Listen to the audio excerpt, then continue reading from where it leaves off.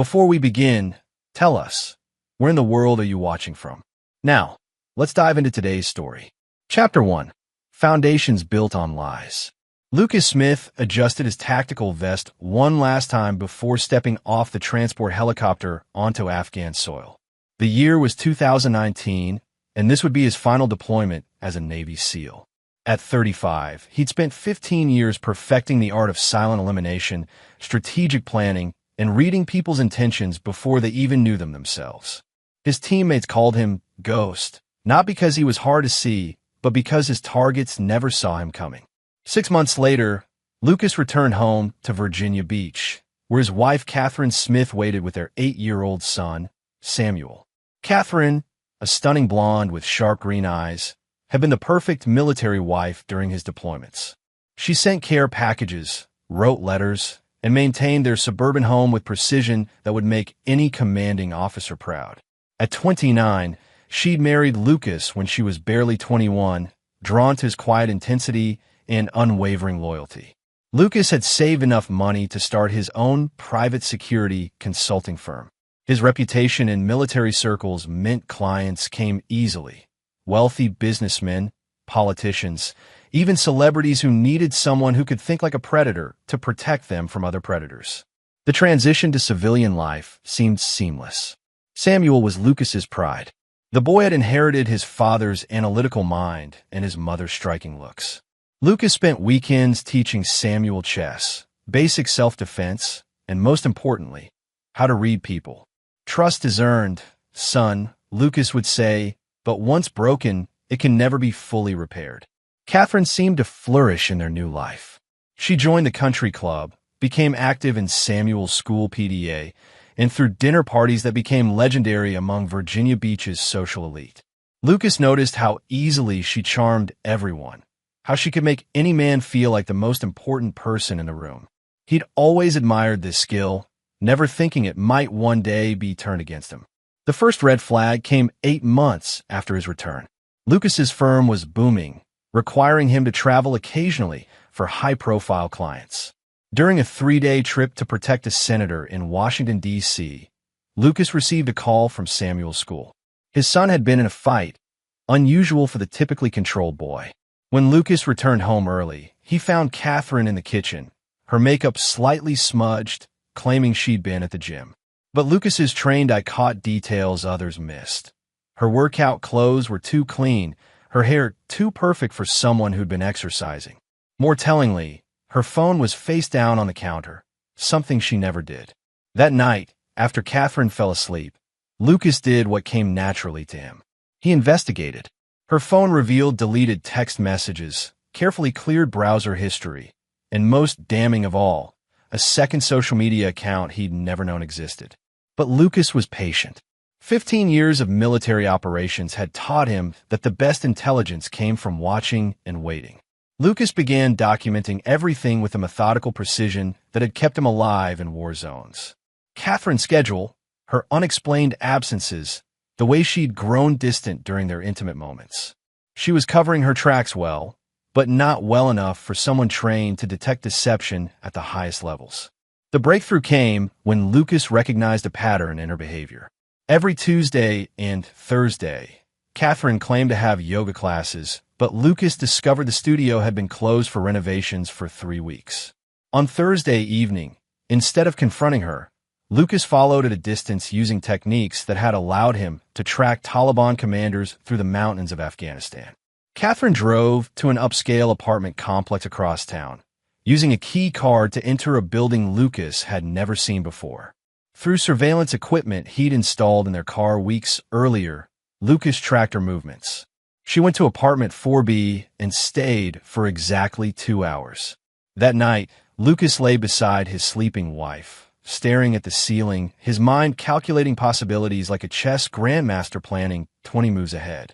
Catherine had no idea that her husband possessed skills that made him one of the most dangerous men in Virginia.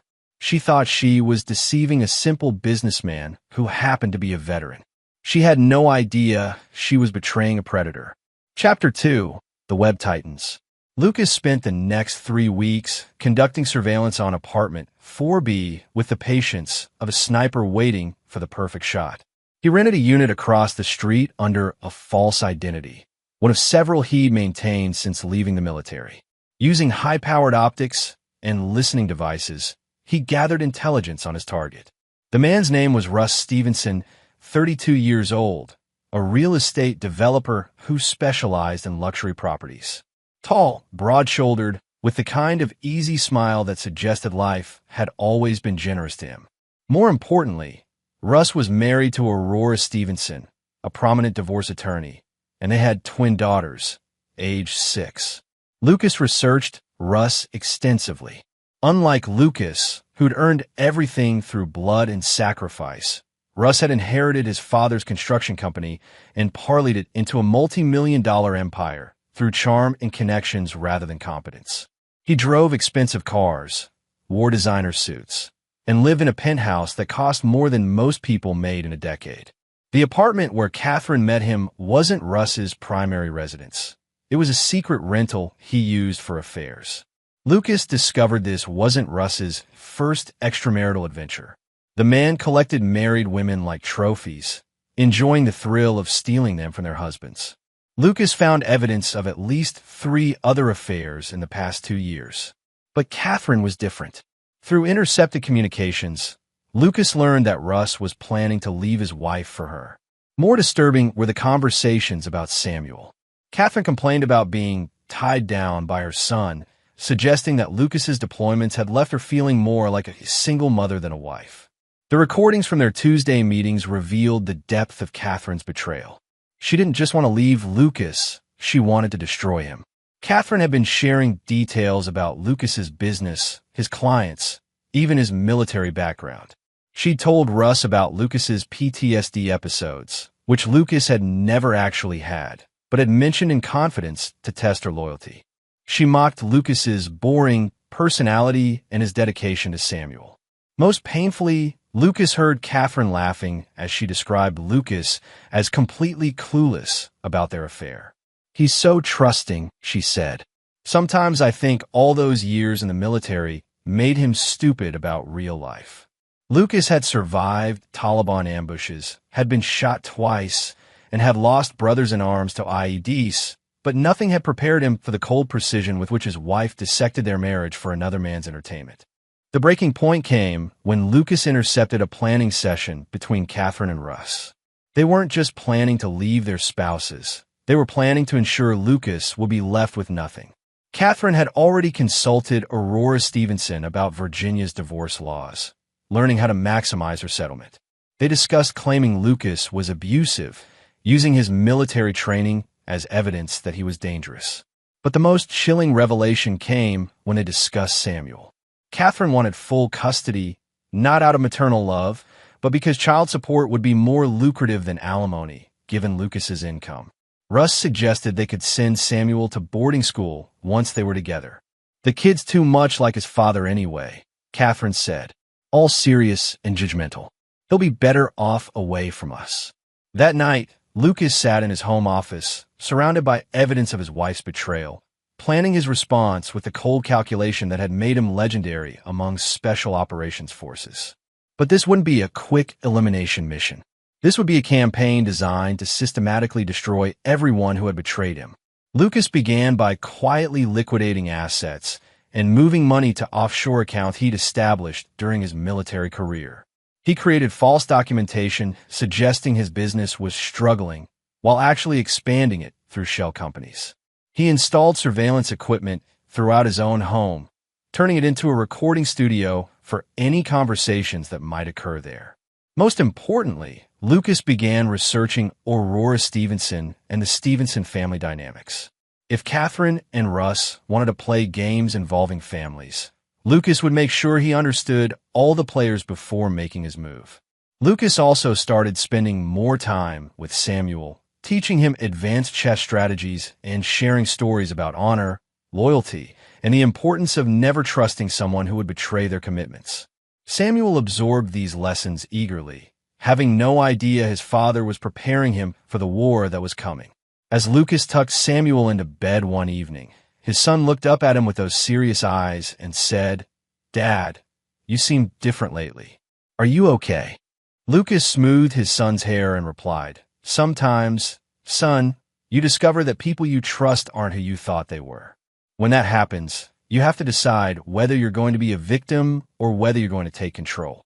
"What would you do, Dad?" Lucas's smile was cold as winter. "I make sure they never forgot the lesson I taught them." Chapter 3. The Perfect Storm.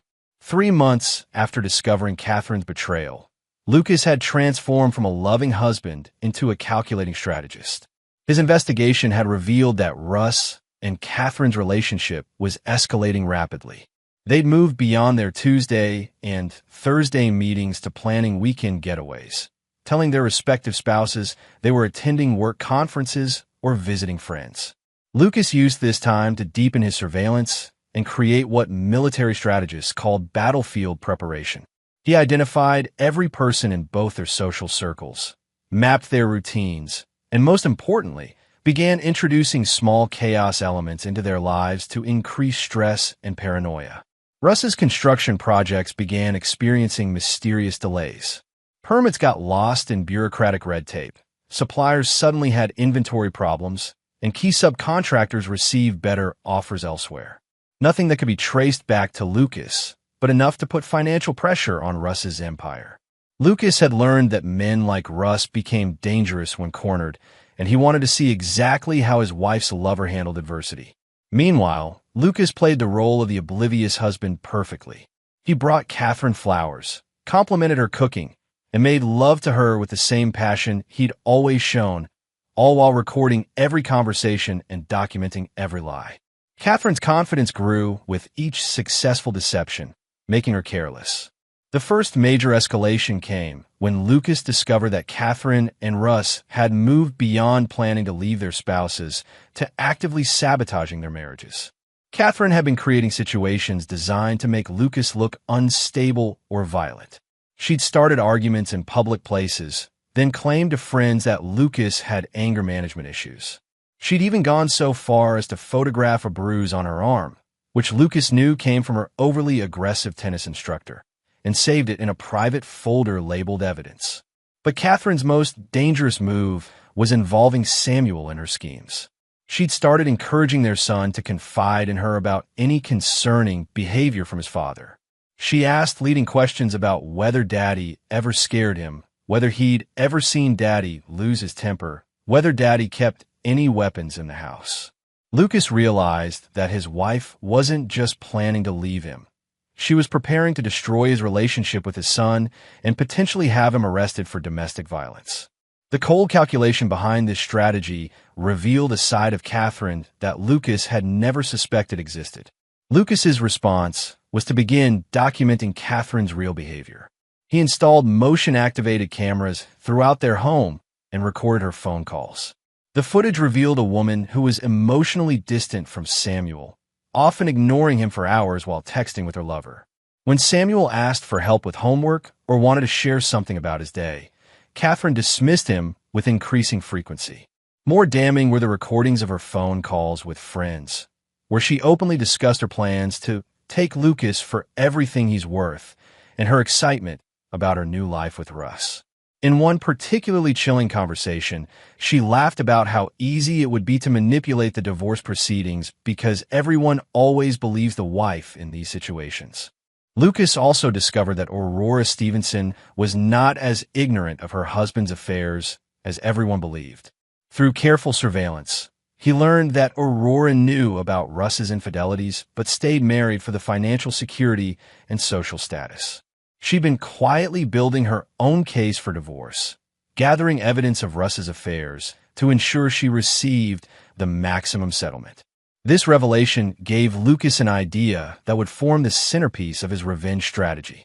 If Aurora was already planning to destroy Russ, and Catherine was planning to destroy Lucas, perhaps it was time to introduce these two predators to each other and let them do what came naturally. Lucas arranged for Aurora to accidentally discover evidence of Russ's affair with Catherine by leaving carefully placed clues that would lead her to the secret apartment. He ensured that Aurora would find documentation proving not only the affair, but also Russ and Catherine's plans to leave their respective spouses. The explosion was immediate and devastating. Aurora confronted Russ with divorce papers and a lawsuit that would freeze all his assets pending investigation of his business practices. She also sent Catherine a message that made it clear she knew about the affair and was prepared to make Catherine's life miserable. But Lucas's masterstroke was yet to come. He realized that Catherine and Russ, now facing the collapse of their respective marriages simultaneously, would become desperate. Desperate people made mistakes, and Lucas was counting on them to make one big enough to justify the final phase of his plan.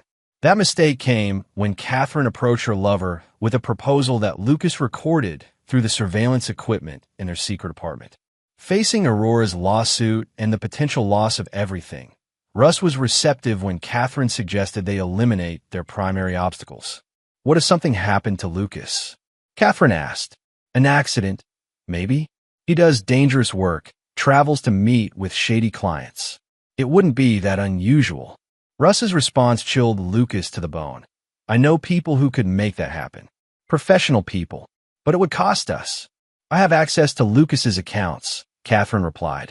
And once he's gone, I'll inherit everything, including his life insurance. We could pay them and still have enough to start over anywhere we want. Lucas now had recorded evidence of his wife and her lover plotting his murder. But instead of going to the police, Lucas smiled for the first time in months. He'd spent his entire adult life learning how to hunt the most dangerous predators on Earth. Now it was time to show Catherine and Russ what a real predator looked like. Chapter 4. The Art of War. Lucas spent the following weeks allowing Catherine and Russ to believe their murder plot was moving forward, while actually controlling every aspect of their conspiracy. Through carefully placed intermediaries, he fed them information about hitmen willing to take the job, complete with fake references and fabricated success stories. Lucas was essentially hiring himself to kill himself, creating an elaborate theater where he controlled all the actors. The hitmen Catherine and Russ eventually contacted were Lucas's former special operations colleagues, Tommy Norman and James Archer, who'd left the military to start their own security consulting firm. When Lucas approached them with his situation, both men were eager to help their former team leader settle scores with people who'd tried to exploit his service and sacrifice. Lucas's plan was intricate, requiring precise timing and flawless execution. He would stage his own assassination attempt, complete with fake corpses and theatrical blood, while recording everything. The evidence would prove not only Catherine's adultery, but her willingness to commit murder for money. More importantly, it would give Lucas legal justification for the psychological warfare he planned to wage against both her and Russ. But first, Lucas needed to ensure Samuel's safety and position him as the innocent victim who deserved protection. Lucas arranged for Samuel to spend increasing time with his parents, Lucas's mother Bernice Smith and father Leonard Smith, both retired military who lived 2 hours away. Lucas told them he was concerned about Catherine's recent behavior and wanted Samuel to have some stability while he figured out their marriage problems. Bernice Smith had never liked Catherine, sensing something artificial about her devotion to Lucas. Leonard, a former Marine colonel, had always questioned why such a young woman would marry a man who'd be deployed for months at a time unless she had ulterior motives.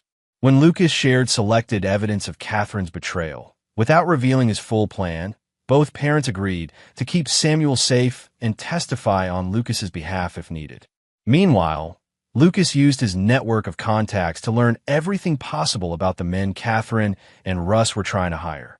He discovered they'd reached out to Floyd Hendricks, a known criminal who specialized in making murders look like accidents.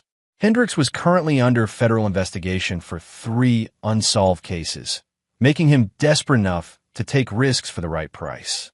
Lucas's military intelligence background allowed him to intercept communications between Hendricks and Russ. The plan they developed was crude but effective. Lucas would be murdered during a stage home invasion, with Catherine positioned as a terrified victim who'd barely escaped. Samuel would be at his grandparents' house, giving Catherine an alibi for sending him away for his safety. The timeline was set for the following Friday night. Catherine had arranged for Samuel to spend the weekend with his grandparents, claiming she and Lucas needed time to work on their marriage. Lucas would be killed, Catherine would inherit everything, and after a suitable period of mourning, she and Russ would start their new life together. But Lucas had rewritten their script entirely.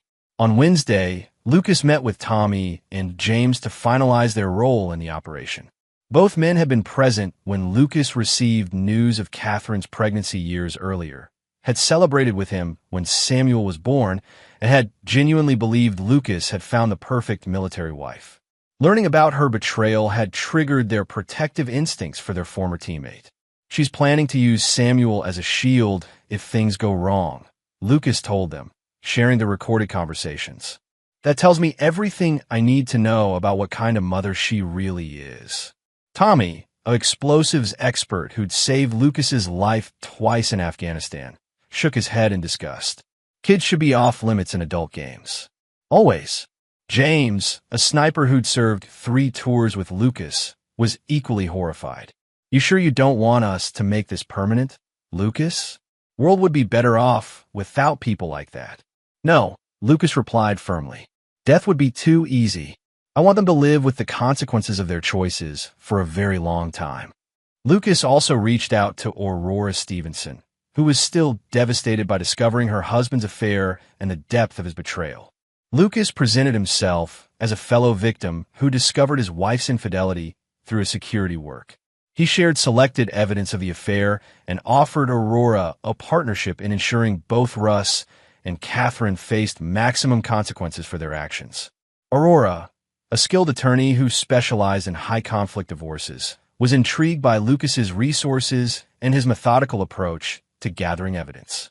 She agreed to help, particularly when Lucas showed her recordings of Russ discussing their twins as financial obligations that would be eliminated once he started his new life with Catherine. He actually said he wished we'd never had children, Aurora whispered, tears in her eyes. 16 years of marriage, and he's talking about our daughters like they're debts to be paid off. Lucas felt a moment of sympathy for Aurora, recognizing a fellow parent whose children had been callously dismissed by a selfish spouse. But he quickly refocused on the mission at hand. The final piece of Lucas's preparation involved creating an escape route and safe house for the aftermath of Friday's events. He'd purchased a remote cabin in West Virginia under one of his false identities, complete with surveillance equipment and secure communications. After Friday night, Lucas would need to disappear for several weeks while the legal and social fallout from his revelations destroyed Catherine and Russ's lives. On Thursday evening, Lucas sat with Samuel in their living room, playing chess one final time before sending his son to safety. Samuel had grown noticeably quieter over the past few weeks, sensing the tension between his parents even though both had tried to hide it from him. "Dad," Samuel said quietly, "are you and Mom getting divorced?" Lucas looked at his son's serious face and made a decision to share part of the truth. "Samuel, sometimes adults make choices that hurt the people who love them most. When that happens, other adults have to make hard choices to protect the people they care about. Are you protecting me from something?" "Always," Lucas replied, moving his knight to check Samuel's king. "But you're smart enough and strong enough to handle whatever comes next. I've taught you everything you need to know about reading people and making good decisions. Trust those instincts and remember that your father will never stop fighting for you." Samuel nodded, understanding more than Lucas realized. "Will you be okay, Dad?" Lucas smiled, the cold expression Catherine had learned to fear but Samuel had never seen. "Your father knows how to handle people who try to hurt his family, son. I'll be more than okay." Friday morning arrived with perfect clarity, and Lucas began the final day of his marriage to Catherine Smith. Chapter 5, Predator and Prey. Friday morning began with an unusual tenderness between Lucas and Catherine. She made his favorite breakfast, kissed him goodbye with what seemed like genuine affection, and reminded him she'd be home by 6 for their date night. Lucas played his part perfectly, acting like a man completely unaware that his wife was counting down the hours until his murder. Lucas spent the day making final preparations and positioning his people. Tommy and James were already in place at the house across the street, equipped with night vision equipment and recording devices that would capture every moment of the evening's events. Aurora was standing by with legal documentation that would be filed the moment Lucas gave the signal. Most importantly, Lucas had prepared a series of recordings and documents that would be automatically released to media outlets, law enforcement, and social media if anything went wrong with his plan. Catherine and Russ's conspiracy would be exposed regardless of what happened to Lucas personally. At 3 p.m., Lucas confirmed that Samuel was safe with his grandparents, then began the process of staging his own death. He'd spent weeks preparing fake blood, arranging furniture to suggest a struggle, and creating evidence that would support the narrative Catherine and her accomplices expected. At 4 p.m., Floyd Hendricks and his partner, a violent criminal named Hugo Bender, arrived at the predetermined location to collect their payment and receive final instructions from Russ. Lucas watched through surveillance as Russ handed over $50,000 in cash and provided detailed information about the house layout, security system, and Lucas's evening routine. "Make it look like a robbery gone wrong," Russ instructed. "And remember, his wife might be there. She's part of this, so don't hurt her, but make sure she looks like a victim who barely escaped." Hugo laughed.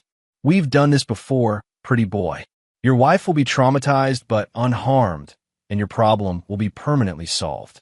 What none of them knew was that Lucas had replaced Hugo and Floyd with Tommy and James earlier that morning. The real criminals were currently unconscious in a storage facility, where they would remain until federal agents, whom Lucas had already contacted, arrived to arrest them for their previous crimes. At 5:30 p.m., Catherine returned home, visibly nervous but trying to maintain her normal routine. Lucas greeted her with a kiss and suggested they order dinner from their favorite restaurant. Catherine agreed, though Lucas noticed her checking her phone constantly and jumping at every sound. "Everything okay?" Lucas asked innocently. "Just tired," Catherine replied. "Maybe we should make it an early night." Lucas smiled. "Actually, I have a surprise for you tonight. Something I think will change our lives forever." Catherine's face went pale, but she managed a nervous laugh. "Oh, really? What kind of surprise?" "You'll see," Lucas said, settling into his chair to wait for the show to begin. At exactly 7:15 p.m., the front door exploded inward as two figures in ski masks burst into the house. Catherine screamed convincingly, but Lucas could see the relief in her eyes as she recognized this was the plan unfolding as expected. What happened next, however, was not what she expected at all. Instead of the brutal but quick execution she'd been promised, Lucas moved with the fluid precision of a special operations veteran. In less than 10 seconds, both intruders were on the ground, with Lucas standing over them in a combat stance that would have been terrifying if Catherine had realized it was real. "Stay down," Lucas commanded in a voice that made both Tommy and James, who were acting their parts perfectly, freeze in apparent terror. Lucas zip-tied their hands behind their backs, then removed their ski masks to reveal faces Catherine didn't recognize. Her confusion was obvious as she realized these weren't the men Russ had hired. "Who are you?" she whispered. Before anyone could answer, one of the phones on the floor buzzed with an incoming text message. Lucas picked it up and read the message aloud. "My son is in his room. Use him as a shield if you have to." Catherine's face went white as she realized her own words were being read back to her. Lucas looked at her with an expression of complete disgust. "Your son," he repeated quietly. "Use him as a shield?" "Lucas, I don't understand what's happening," Catherine stammered. Lucas picked up the phone and typed a response. "Your husband is gone. What to do with the boy?" The reply came almost immediately. "Finish him." Lucas held the phone so Catherine could see her own response, watching as she realized her entire plan had been exposed. The color drained from her face as the magnitude of her situation became clear. "Ow," she whispered. "I'm a Navy SEAL," Catherine, Lucas said quietly. "Did you really think you could run a covert operation against someone who spent 15 years hunting terrorists for a living?" Lucas walked to the window and signaled across the street. Within moments, Aurora Stevenson's car pulled into the driveway. Lucas had arranged for her to witness Catherine's willingness to sacrifice Samuel, knowing that as a mother and an attorney, she would be the perfect witness to Catherine's true character. "No," Catherine breathed, recognizing Aurora immediately. "Oh yes," Lucas replied. Aurora and I have been comparing notes about your plans. She's particularly interested in your suggestion that Samuel could be used as a human shield. Aurora entered the house, her face a mask of controlled fury. You disgusting creature, she said to Catherine. A child. You were willing to let them use a child as a shield. Lucas helped Tommy and James to their feet, removing their restraints. Both men shook their heads in disgust as they looked at Catherine. We've heard some sick things in our time, Tommy said, but planning to sacrifice a kid to cover your tracks? That's a new low, lady. Catherine finally found her voice. This isn't legal. You can't prove anything. Lucas smiled and pressed a button on his phone. Immediately, Catherine's voice filled the room. My son is in his room. Use him as a shield if you have to. I can prove everything, Lucas said quietly. Every phone call, every text message, every meeting with Russ, every conversation about killing me and using our son as collateral damage. I have recordings of you planning my murder, Catherine, but more than that, I have recordings of you discussing Samuel like he's disposable. Catherine sank into a chair, finally understanding that she wasn't the hunter in this situation. She'd been the prey all along. What do you want? She whispered. Lucas's smile was colder than anything Catherine had ever seen. I want you to understand that there are consequences for betraying people who love you. But we're not done yet. There's still one more person who needs to learn that lesson. Lucas picked up one of the ski masks and headed for the door. Time to go collect your boyfriend. Chapter 6. The Hunter's Moon. Lucas drove toward the predetermined meeting spot where Russ was waiting to hear confirmation of his success. Catherine sat in the passenger seat, her hands zip-tied, a ski mask over her head, playing the role of captive. Aurora followed in her own car, while Tommy and James trailed at a distance to provide security. The plan was simple but devastating. Lucas would convince Russ that the murder had been successful, then reveal the truth about his own survival and the evidence he'd gathered. Russ would learn that his life was about to be destroyed not by an enemy, but by his own choices. Russ had chosen to wait in the parking lot of an abandoned shopping center, confident that he was about to become a wealthy man with no obstacles to his new life. He'd already prepared a romantic evening for Catherine, complete with champagne and plans to celebrate their freedom. Lucas pulled up beside Russ's Mercedes, keeping Catherine's face hidden behind the ski mask. Russ's window was down, and his excitement was obvious as he leaned out to get confirmation. Is it over? Russ asked eagerly. Lucas pulled off the ski mask, revealing his very much alive face. For both of you it is. The look of shock and terror on Russ's face was worth every moment of preparation Lucas had invested in this operation. Russ tried to start his car and flee, but Lucas had disabled the engine earlier in the day. Get out, Lucas commanded in the voice that had made Taliban commanders surrender without firing a shot. Russ stumbled out of his car, his legs shaking with fear and confusion. How? You're supposed to be dead.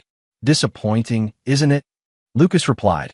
Turns out hiring hitmen to kill a professional killer is harder than you thought. Lucas dragged Catherine out of his car and removed her ski mask, revealing her tear-stained face to her lover. Tell him, Catherine.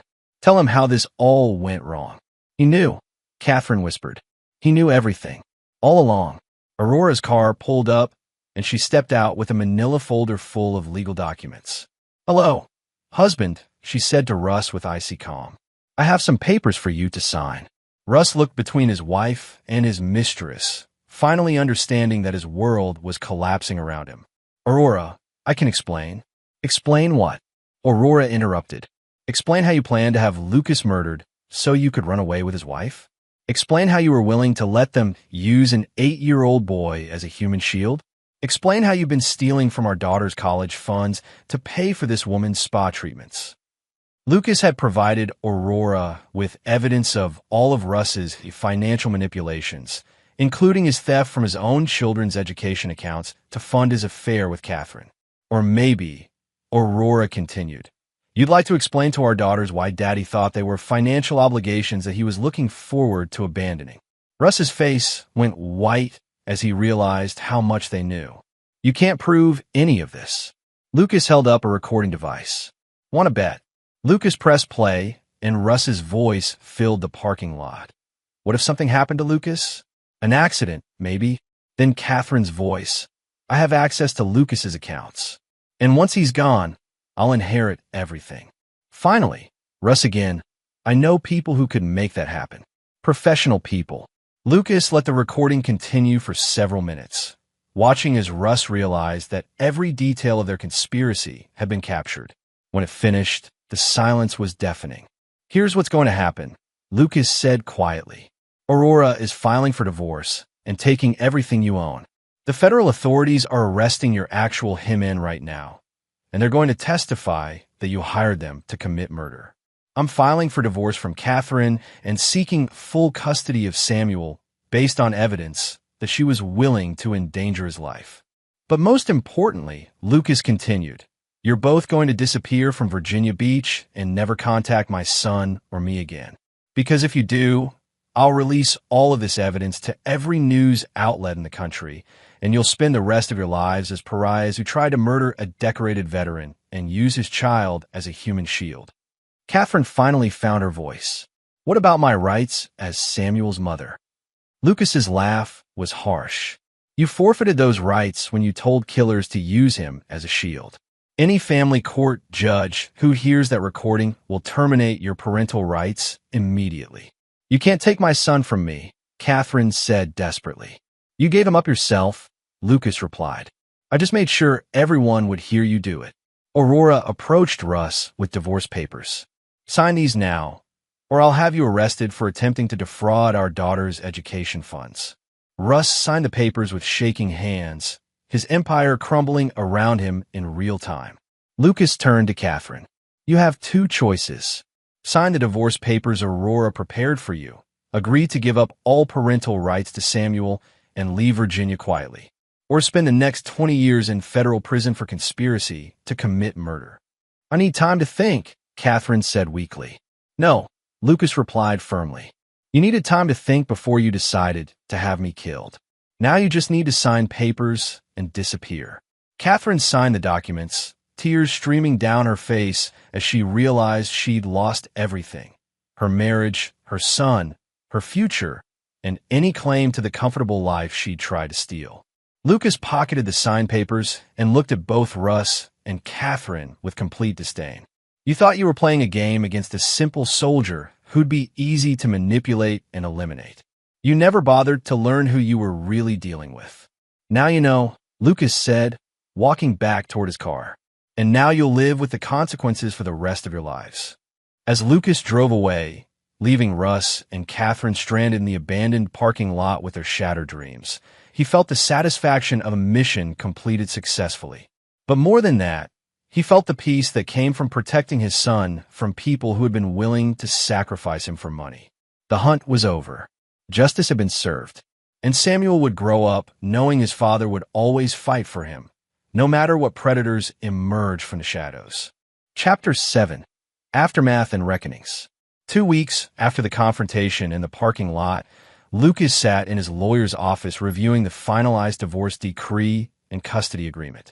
Catherine had not contested any of the terms, having been advised by her attorney that fighting a man with recordings of her planning murder and child endangerment will be both futile and financially devastating. Leonard Bishop, Lucas's attorney and a former military lawyer, shook his head as he reviewed the evidence Lucas had gathered. In 30 years of practice, I've never seen a case where the evidence was this comprehensive. You documented everything. I had good teachers, Lucas replied. When you're hunting people who want to kill you, you learn to be thorough. Samuel had returned from his grandparents' house the previous week to find his mother gone and his father eager to explain the situation age-appropriately. Lucas told his son that Catherine had made choices that meant she couldn't be part of their family anymore, but that Samuel would always be loved and protected. Samuel, with the emotional intelligence that had always impressed Lucas, seemed to understand more than he let on. She wasn't acting like she loved us anymore, he said quietly. I could tell. Lucas was proud of his son's perceptiveness, but also sad that a child had to learn such harsh lessons about adult betrayal. Some people change, son, but your father will never change when it comes to protecting you. The legal consequences for Russ and Catherine continued to unfold throughout the following months. Aurora's divorce proceedings had revealed extensive financial misconduct in Russ's business dealings, leading to investigations by both state and federal agencies. The evidence Lucas had provided about the murder conspiracy had been turned over to law enforcement, though both Russ and Catherine had fled Virginia before they could be arrested. Floyd Hendricks and Hugo Bender, the actual hitmen, had been arrested and charged with multiple federal crimes. In exchange for reduced sentences, both men provided detailed testimony about Russ's solicitation of murder services, creating a federal case that would follow Russ wherever he tried to hide. Aurora had proven to be a formidable ally in ensuring Russ faced maximum consequences. Her legal skills, combined with Lucas's intelligence-gathering abilities, had created a systematic destruction of everything Russ had built through his inherited privilege and corrupt practices. He's living in a studio apartment in Florida now, Aurora reported during one of their regular coordination calls, working as a car salesman under his real name because he can't get legitimate employment anywhere else. The federal charges follow him everywhere. Lucas felt no sympathy for Russ's downfall. What about his daughters? They're with me full-time now, and they're better off, Aurora said. Honestly, Russ was never much of a father anyway. They barely notice he's gone except that there's less tension in the house. Lucas understood that feeling. Samuel had actually seemed happier and more relaxed since Catherine's departure, confirming Lucas's suspicion that his son had been affected by the toxic atmosphere more than anyone realized. The most satisfying development came when Lucas learned that Catherine was living with her sister in Oregon, working as a waitress and struggling to make ends meet. Her brief taste of luxury with Russ had ended when he could no longer afford to support her, and she discovered that men weren't lining up to rescue a woman known for betraying her military husband and endanger her child. Lucas also learned that Catherine had tried to contact Samuel through social media, but the boy had blocked her immediately and reported the contact to his father.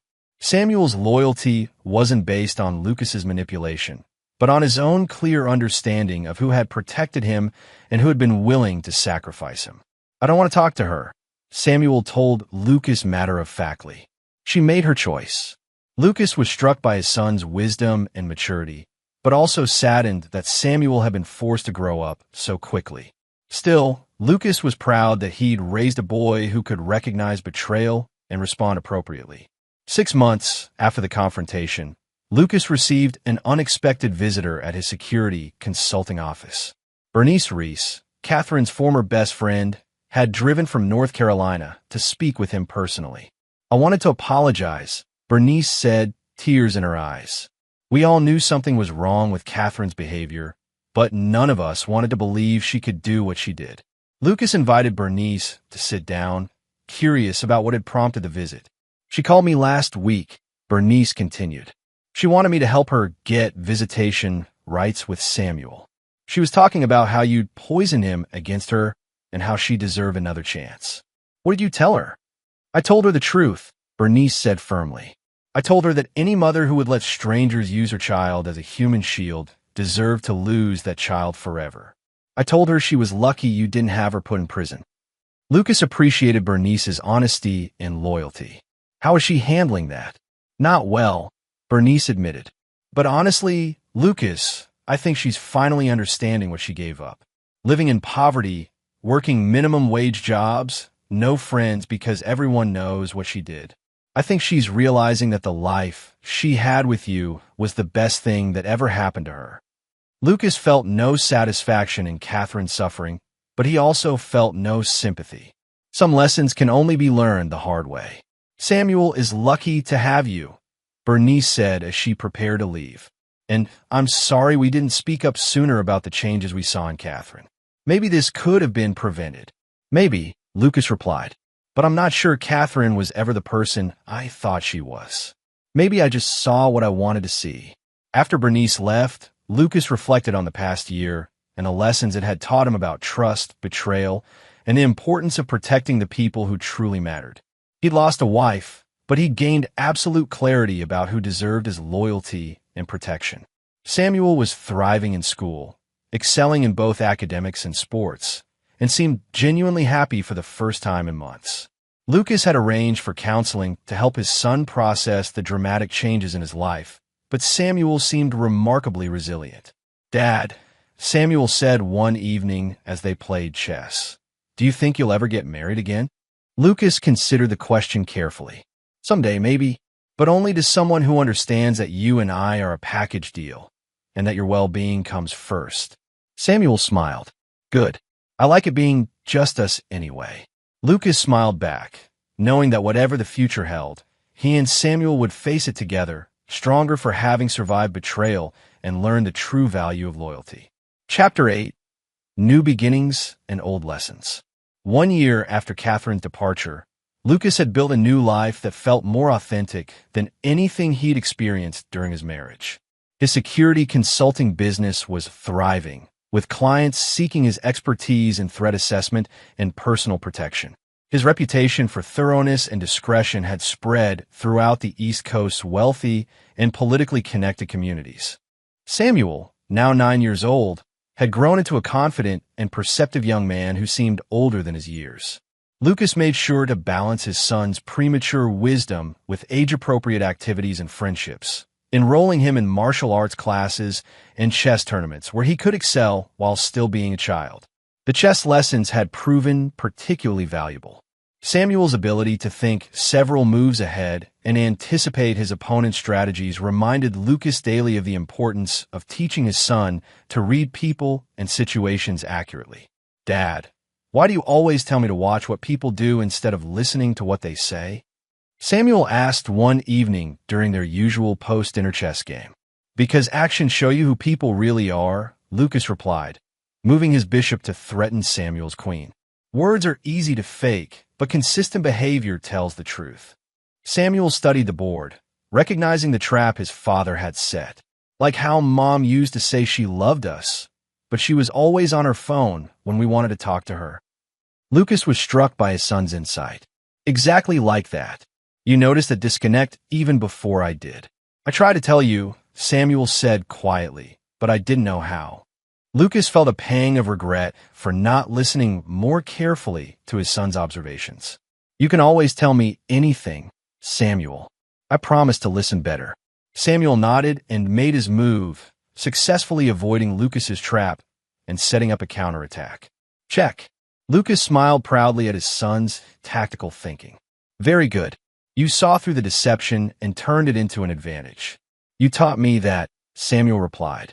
"People who try to trick you usually have weaknesses you can exploit." 3 months later, Lucas received an unexpected phone call from Aurora Stevenson. Her divorce from Russ had been finalized, and she'd successfully rebuilt her law practice around representing victims of domestic abuse and financial fraud. Her daughters were thriving, and she'd emerged from the ordeal stronger and more independent than ever. "I wanted to thank you again," Aurora said. "Not just for exposing Russ's affairs, but for showing me how to fight back strategically instead of just reacting emotionally." "You had all the skills already," Lucas replied. "You just needed to see him clearly enough to use them." "I've been thinking about something," Aurora continued. "My daughters have been asking about you and Samuel. They remember him from school events before everything happened. Would you be interested in letting them reconnect? Maybe a play date or something innocent." Lucas considered the suggestion. Samuel had mentioned missing some of his former friends whose parents had distanced themselves from Lucas's family during the scandal. "I think Samuel would like that. And it might be good for him to spend time with other kids who understand what it's like when parents disappoint you." The play dates became regular occurrences, and Lucas found himself enjoying Aurora's company as well. She was intelligent, strong, and shared his protective instincts toward children. Unlike Catherine's shallow charm, Aurora's attractiveness came from genuine warmth and competence. More importantly, Samuel seemed to genuinely like Aurora and her daughters. Lucas watched carefully for any signs that his son felt pressured or uncomfortable, but Samuel appeared to enjoy having a female influence in his life again, one who treated him with genuine affection rather than seeing him as an obstacle. "Aurora's nice," Samuel observed after one evening when she joined them for dinner. "She actually listens when kids talk, and she doesn't check her phone every 5 minutes." Lucas appreciated his son's continued focus on actions over words. She's been through some difficult times too, so she understands what it's like when adults let you down. Do you like her? Samuel asked directly. I do, Lucas answered honestly. But you're the most important person in my life, and that won't change no matter who else becomes part of our family. Samuel nodded thoughtfully. I think she'd be good for us. She's not trying to be fake nice, and her daughters are pretty cool. 6 months into their relationship, Aurora approached Lucas with a concern that demonstrated her understanding of his protective nature. I need to tell you something about Catherine, she said seriously. Lucas's attention sharpened immediately. What about her? She's been calling my office, trying to get information about you and Samuel. She claims she wants to make amends and reconnect with her son. Lucas felt the familiar cold calculation settle over him. What did you tell her? Nothing, obviously. But she's persistent, and she seems to think that enough time has passed for people to forget what she did. Some things shouldn't be forgotten, Lucas said quietly. Aurora reached across the table and took his hand. I'm not suggesting you let her back into Samuel's life. I'm suggesting we need to be prepared for her to escalate her attempts. Lucas appreciated Aurora's strategic thinking and her use of the word we when discussing threats to his family. What do you recommend? Document everything. Every call, every attempt at contact, and make sure Samuel knows what to do if she approaches him directly. Lucas had already prepared Samuel for this possibility, but Aurora's legal expertise helped them refine their protective strategies. They developed protocols for different scenarios and made sure both Samuel and Aurora's daughters understood how to respond to unexpected contact from Catherine or Russ. The preparation proved valuable when Catherine appeared at Samuel's school 3 weeks later, claiming to be there for a parent-teacher conference. The school's security, already briefed on the custody situation, immediately contacted Lucas and prevented Catherine from accessing Samuel. Lucas arrived at the school to find Catherine arguing with the principal about her rights as Samuel's mother. She looked older and harder than he remembered, with the brittle desperation of someone whose life hadn't gone according to plan. Lucas, she said when she saw him, her voice taking on a manipulative tone he now recognized so clearly. We need to talk about Samuel. He's my son, too. You gave up that right, Lucas replied calmly. In writing. With witnesses. I was coerced, Catherine claimed. You threatened me. Lucas smiled coldly. I recorded you planning my murder and agreeing to let strangers use our son as a human shield. There was no coercion involved. The principal, who had been briefed on the situation, escorted Catherine off school property while Lucas collected Samuel from his classroom. His son seemed unshaken by the incident, having been well prepared for this possibility. Was that her? Samuel asked matter-of-factly. Yes. Did you see her? No, but I could tell something was happening from how the teachers were acting, Samuel replied. I'm glad she didn't get to talk to me. I don't have anything to say to her. Lucas was proud of his son's composure and clear thinking. Samuel had internalized the lessons about loyalty, betrayal, and consequences without becoming bitter or fearful. That evening, Aurora helped Lucas document the incident and file the necessary legal papers to strengthen the restraining order against Catherine. As they worked together to protect their children, Lucas realized that his relationship with Aurora was built on the solid foundation of shared values and mutual respect that his marriage to Catherine had always lacked. She's not going to give up easily, Aurora observed as they reviewed the security footage from school. Neither am I, Lucas replied. And now she's not just threatening my son, she's threatening our family. Aurora smiled at his use of the word, our, understanding that Lucas had fully committed to protecting not just Samuel, but everyone he'd chosen to include in their circle of trust. The war with Catherine wasn't over, but Lucas was confident that this time, he was fighting alongside someone who understood the stakes and possessed the skills to help him win. Chapter 9, Final Justice. 2 years after Catherine's first attempt to reconnect with Samuel, her efforts had escalated into a systematic campaign of harassment that demonstrated her complete inability to accept the consequences of her choices. She'd hired private investigators to track Lucas and Samuel, attempted to contact Samuel through fake social media accounts, and even tried to manipulate Samuel's classmates' parents into providing information about his daily routine. Each attempt was documented, recorded, and added to the growing file that Aurora maintained with legal precision. Catherine's behavior had progressed from desperate to obsessive to genuinely threatening, justifying increasingly severe legal responses. The breaking point came when Catherine attempted to kidnap Samuel from his martial arts class. She'd waited in the parking lot until Lucas stepped inside to speak with the instructor, then approached Samuel as he walked to their car. "Samuel, honey, it's Mommy," she said, reaching for his arm. "I missed you so much. Come with me so we can talk." Samuel, now 11 years old and trained in both self-defense and threat recognition, immediately stepped back and spoke loudly enough for other parents to hear. "I don't know you. My father told me never to go anywhere with strangers." The public nature of Samuel's rejection and the way other parents immediately moved to protect him created a scene that left Catherine exposed and humiliated. But more importantly, it provided witnesses to her attempted kidnapping.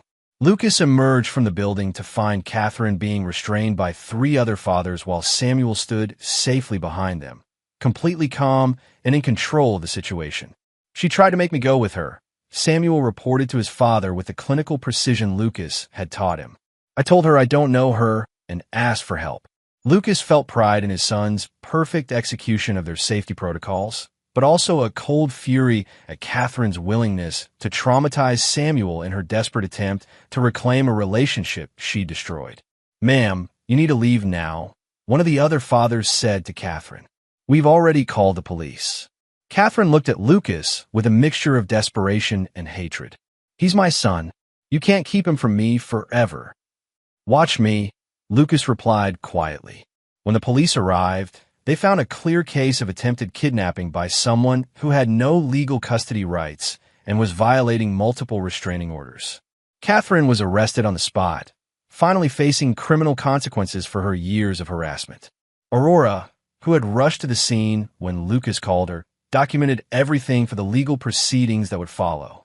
As an experienced attorney, she knew this incident would provide the evidence needed to permanently end Catherine's ability to threaten Samuel. "This is going to federal court," Aurora told Lucas as they watched Catherine being placed in the police car. "Kidnapping across state lines, violating federal restraining orders, stalking a minor. She's looking at serious prison time." Lucas felt no satisfaction in Catherine's arrest, only relief that Samuel would finally be safe from her increasing desperation. "How long?" 5 to 10 years minimum, Aurora replied. "And when she gets out, she'll be a convicted felon with a record of child endangerment. No family court in the country would give her custody rights." Samuel, who had been remarkably composed throughout the incident, finally showed his age when he looked up at Lucas with tears in his eyes. "I did what you taught me, right?" Lucas knelt down and hugged his son tightly. "You did everything perfectly, Samuel. You kept yourself safe and got help from trusted adults. I'm so proud of you."